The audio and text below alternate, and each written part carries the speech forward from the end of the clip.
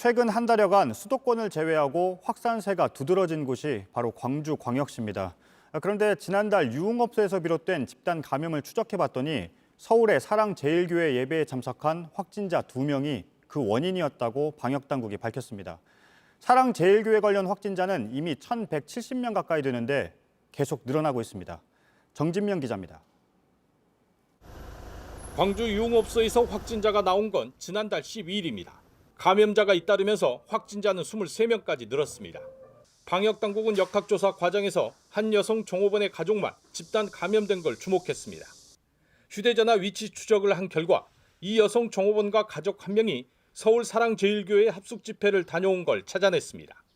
지난 7월 27일부터 사흘간 합숙 예배 등에 참석했던 겁니다. 지난달 초부터 의심 증상을 보였다는 주변인 진술도 확보했습니다. 하지만 여성 종업원과 가족은 진술을 거부하고 있습니다. 광주시 광역시 그 역학조사팀에서는 상무지구 유흥업소 역시 사랑제일교회 집회를 다녀온 사람들로부터 전파됐을 거라는 집단 감염으로 유흥업소는 한 달 넘게 문을 닫고 있습니다. 8,000명 가까운 시민이 검사를 받았습니다. 확진자가 잇따르면서 피해가 지금도 이어지고 있습니다. 지난달 12일부터 광주에서 확진된 269명 가운데 115명이 사랑제일교회와 광화문 집회 관련자들입니다. JTBC 정진명입니다. 사랑제일교회는 지난달 광화문 집회와도 연결돼 있습니다. 교회 전화번호로 100만 명이 넘는 사람들에게 집회에 참가하라는 문자가 보내진 게 드러난 바 있죠. 교회 측은 계속 자신들과 상관없는 단체가 보낸 거라고 주장하고 있습니다. 그런데 JTBC가 확인해보니 교회와 같은 주소와 전화번호를 쓰는 사실상 한 몸과 같은 단체들이 많았습니다. 김지성 기자입니다. 광복절 집회를 주도한 대한민국 바로세우기 국민운동본부, 일명 대국보는 사랑제일교회와 같은 주소와 전화번호를 씁니다. 단체 인사말에도 아예 정광훈 씨가 총재라고 나와 있습니다. 전 씨가 2016년 만든 기독자유당의 지난 총선 전 홈페이지 모습입니다. 당사 주소 역시 사랑제일교회와 같습니다. 지금은 기독자유통일당으로 이름을 바꿨는데 당대표는 전 씨 변호를 맡은 고영일 변호사입니다. 광복절 집회 홍보 문자와 함께 뿌려졌던 신문도 사랑제일교회와 같은 전화번호를 씁니다. 사랑제일교회 변호인단은 집회에 참가하라는 문자를 보낸 건 대국본 등 다른 단체라고 주장합니다. 하지만 이들 단체와 사랑제일교회가 한 몸처럼 운영된 정황은 또 있습니다. 사랑제일교회 후원금 신청서엔 대국본과 자유일보에 함께 돈을 보낼 수 있게 되어 있습니다. 전 씨도 이 단체들을 모두 자신이 만들었다는 취지로 직접 얘기했습니다. 우리의 일간지 드디어 자유일보가 나왔습니다. 이것도 인류 역사의 기록을 세우기 위하여 1,000만 명의 구독자를 만들어 봅시다.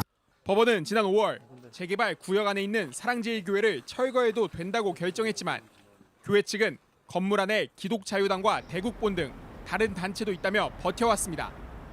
한편 코로나19 완치 후 다시 구속된 전 씨는 오늘 유튜브 채널에 메시지를 올렸습니다. 사랑제일교회 집단 감염이 이태원 바이러스로부터 시작됐다고 주장했는데 방역당국 관계자는 근거 없는 이야기라고 일축했습니다.